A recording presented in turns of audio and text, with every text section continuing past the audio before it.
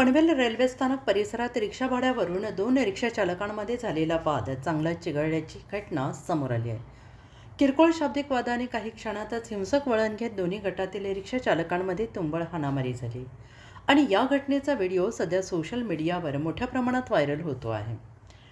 Panvel railway स्थानक परिसरात नेहमीप्रमाणे प्रवाशांची मोठी वर्दळ असताना रिक्षा भाड्याच्या मुद्द्यावरून दोन रिक्षा चालकांमध्ये सुरुवातीला शाब्दिक बाचाबाची झाली. मात्र हा वाद काही वेळात चिघळला आणि दोन्ही बाजूंचे अन्य रिक्षा चालकही घटनास्थळी जमा झाल्याने प्रकरणाने हाणामारीचे रूप घेतले. या घटनेदरम्यान परिसरात एकच गोंधळ उडाला होता. प्रवासी आणि स्थानिक नागरिकांनी मोठी गर्दी केली होती.